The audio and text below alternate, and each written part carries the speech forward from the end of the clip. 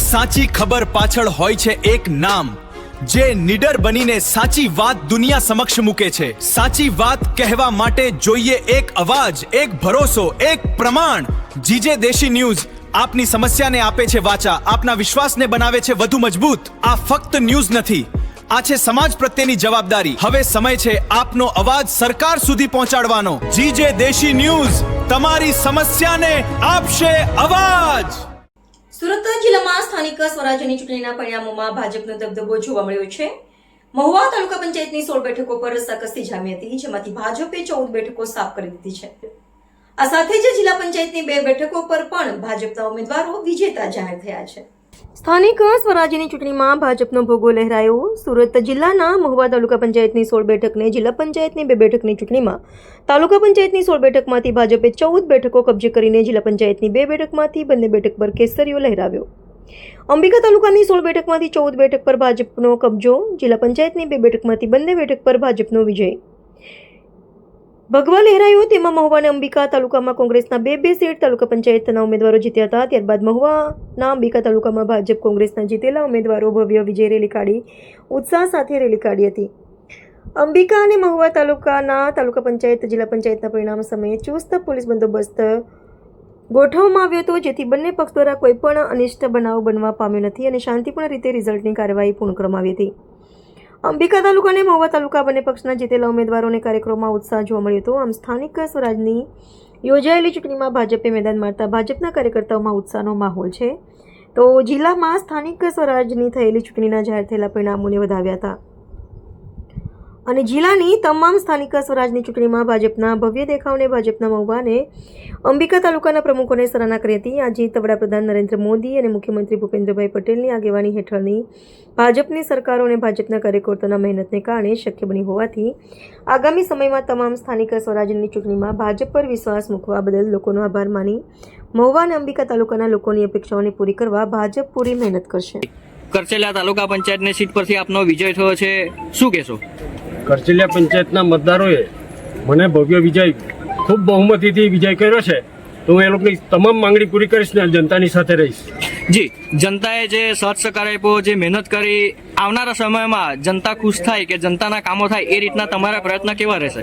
જનતાના કોઈ પણ કામ હોય જનતાની સાથે રહીશ અને તાલુકામાંથી જે કંઈ કામ હોય તે જનતા માટે લાવીશ એ હું ખાતરી આપું। બુટવાડા 3 અંબિકા તાલુકા પંચાયતની હું ભાજપની ઉમેદવાર તરીકે હતી, તો મને જનતાએ એટલે બુટવાડા, પૂના અને વસરાઈ ગામના ખૂબ જ સારી રીતે મને મતો આપીને મને જીતાડી છે અને ખૂબ ખૂબ આભાર તો હું ભારતીય જનતા પાર્ટીનો વ્યક્ત કરું છું કે એમણે મને ખૂબ જ સાથ સહકાર આપીને મને વિજયી બનાવી છે। તો આગામી જે દિવસોમાં જે મારા લગતા વિકાસના કામો હશે તો મારી તાલુકા પંચાયતને હું બરાબર વિકાસના કામો કરીને આગળ વધારીશ। જી, આપનું નામ? ઉત્તમ એમ પટેલ। આપ કઈ સીટ પરથી જીત્યા છો, શું કહેશો? ગાંગડિયા 4 પર હું જીત્યો છું અને ખાસ કરીને ભાજપનો ગોળ હતો એમાં અમે ગાબડું પાડ્યું અને એ પાડવાની અમારી નેમ હતી, એ આશા પૂર્ણ થઈ। જી, કેટલા મત આપને મળ્યા છે અને કેટલા મતથી આપ જીત્યા છો? 1027 મત મળ્યા છે અને 34 મતે આપણે વિજય થયા છે। જી, સમગ્ર ભાજપના ગઢ ગણાતા એની અંદર કોંગ્રેસની ગાંગડિયા પર સીટ આવી એ ઘણું કઠિન હતું, કઈ રીતની મહેનત હતી અને કઈ રીતે તમે આશા વ્યક્ત કરી? સૌ પ્રથમ પાર્ટીનો આભાર કે પાર્ટીએ વિશ્વાસ રાખીને મને ટિકિટ આપી અને મારા કાર્યકરો મિત્રોએ કોઈ પણ જાતના લોભ લાલચ વગર જે મહેનત કરી એને મને આનંદ છે। જી, આવનારા સમયમાં કેવા કામો કરશો? આવનારા સમય પ્રજાલક્ષી અને લોકોને સુખાકારી મળે એ માટેના મારા પ્રયત્નો રહેશે। જી, મહુવા તાલુકા તેમજ અંબિકા તાલુકાની અંદર ભાજપનો ગઢ ગણાય છે અને ભાજપની મોસ્ટ ઓફલી સીટો જીતી ચૂક્યા છો, શું કહેશો આ બાબતે? આજે રોજ જે સ્થાનિક સ્વરાજની ચૂંટણી થઈ હતી તેનું પરિણામ 14 સીટોની જે પરિણામ આવી ગયું છે અને ભારતીય જનતા પાર્ટીની તાલુકા પંચાયત બની છે અને મહુવા તાલુકાની અંદર 2 જિલ્લા પંચાયત સીટ આવે છે અને બંને જિલ્લા પંચાયત સીટ પણ ભારતીય જનતા પાર્ટીએ હાંસલ કરી છે, કારણ કે આદરણીય શ્રી નરેન્દ્ર મોદી સાહેબના નેતૃત્વ હેઠળ અને ભૂપેન્દ્ર પટેલ અને અમારા ધારાસભ્ય મોહનભાઈ ડોડિયાના કરેલા વિકાસના કામોથી અમે આટલી ભવ્ય જીત અમે મેળવી છે। જી, હાલ ચૂંટણીના પડઘમ શાંત થઈ ગયા છે, ચૂંટણીનું રિઝલ્ટ આવી ગયું છે. વિકાસના કામો જે કરવાના હોય એને લક્ષી તમે શું કહેશો? વિકાસના કામોથી જ અમે જીતેલા છે અને વધુને વધુ વિકાસના કામો અમે આવનારા સમયમાં અમે ચોક્કસપણે કરીશું. અને જે અમે સીટો ગુમાવી છે તે પણ એકદમ કોટોકોટ માર્જિનથી જ છે અને આવનારા સમયમાં એ સીટને પણ અમે જીતી લાવશું એવી તમને ખાતરી આપીએ છીએ. જી, આપનું નામ? હેમંત નાનુભાઈ પટેલ. જી, મહુવા 18 જિલ્લા પંચાયત પરથી આપનો ભવ્ય વિજય થયો છે, શું કહેશો જનતાને? આ જીત ખરેખર કર્મઠ કાર્યકર્તાઓની જીત છે. બૂથ પ્રમુખથી લઈને સમગ્ર કાર્યકર્તાઓની જીત છે. કારણ કે હું તો સાવ નવો નિશાળ્યો જે મારા પર ધારાસભ્ય શ્રી મોહનભાઈ ઢોડિયાએ વિશ્વાસ મૂક્યો હતો, ભરતભાઈ રાઠોડ જે વિશ્વાસ મૂક્યો હતો, એમાં ખરેખર કાર્યકર્તાની મહેનત રંગ લાવી છે. 2011 જેટલી લીડથી તમારો ભવ્ય વિજય થયો છે. આવનારા સમયમાં કઈ રીતે વિકાસના કાર્યો કરશો, શું કહેશો? વિકાસને ઝડપથી આગળ વધારીશું. અમે જે કામો બાકી છે એને ઝડપથી દિશા આપીશું. જી, આપનું નામ? હિનાબેન શૈલેષભાઈ પટેલ. ગઢચેલા જિલ્લા પંચાયતથી ભાજપમાં આપણે ભવ્ય વિજય મેળવ્યો છે, શું કહેશો? એ ભવ્ય વિજય મેળવ્યો છે એ માટે હું સૌનો ખૂબ આભાર વ્યક્ત કરું છું. મારા લોકલાડીના ધારાસભ્ય તેમજ મારા ભારતીય જનતા પાર્ટીનો આભાર વ્યક્ત કરું છું.